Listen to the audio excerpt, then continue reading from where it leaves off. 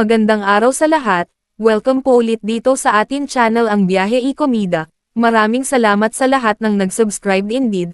Punta tayo sa atin topic, September 14, 2025. Kim Chu nilait ng basher, nag-init, mababalik ba yung ninakaw na tax natin? Trending si Kim Chu kagabi matapos sagutin ang pumuna sa kanya na mali ang pagtawag niya sa Filipino rock band na Four of Spades na nag-guest sa It's Showtime, kamakailan. Ikinalat ng ex-account user na si Sarcastic Reason ang spill ni Kim na, "Congratulations Ivy of Spades," na kagabi lang din nabasa ni Kim kaya sinagot niya ito kaagad. Sagot ni Kim, "Let me just clear this out. Bilang mahilig ata tong account na sa clout. Honest mistake, di ko talaga sila kilala. Kung naitama ko yung pangalan nila may magbabago ba? Mababalik ba sa atin yung ninakaw na tax natin? I think there is much more problem in Philippines now than this na mas, kaya walang pinagbago ang Pilipinas. Sana, mas piliin na lang natin magtulungan para sa ikauunlad ng lahat. Mas kailangan ng bansa natin ang boses mo doon sa tunay na laban, sa tunay na problema, sa tunay na kalaban. Pare-pareho tayong lumaban sa buhay ng patas. Be considerate, be kind," sabi pa ng aktres at TV host.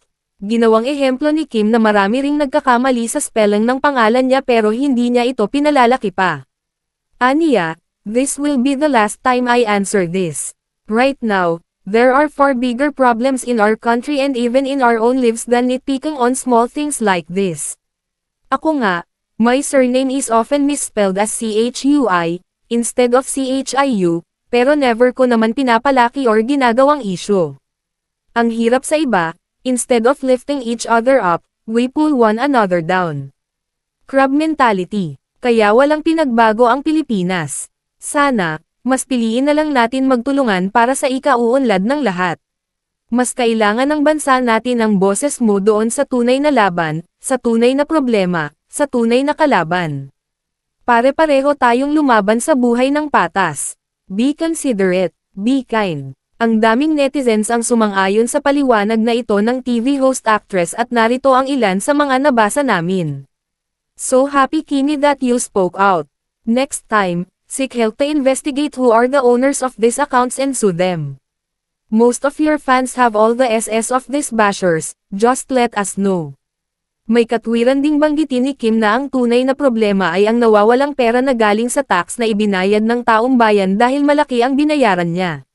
"Sampelan mo ng highest taxpayer for 2025 Kimi. Akala ko noong pinanood ako for Drip proud of you Kim for voicing out. If need mo magsampa na cyberbullying marami kami na ka-SS just let us know saan send and we will. To teach this bashers lesson.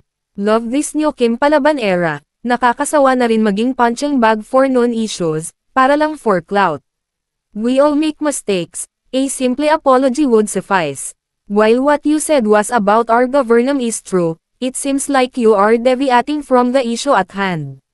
Yes and that's my girl sometimes you need to react and kung wala naman silang ambag sa everyday life mo then, who they are to judge you, just be happy and keep inspiring people who loved you dearly. Love you Kimi. Ikaw yan, di kayang i-corrupt puso ng isang tsanita na mas uunahing umintindi instead na magpaintindi, inuuna ibang tao, kaya sobrang sakit pag may salbaha alam mo di taga-earth cause they know not goodness. Madami pa din mabuti, believe in goodness still Kimi. Ba't ako naiiyak for the very first time sumagot ka Kimi laban lang nandito kami mas marami kami lumalaban para sa'yo at magtatanggol sa'yo, we love you Kimi. Tama. Doon niya sana ibuhos ang oras niya sa totoong isyu na kinakaharap ng Pilipinas. Sana doon niya ilabas. Boses niya laganap ng korupsyon na nangyayari, hindi puro panlalait sa taong wala naman ginawang masama sa kanya.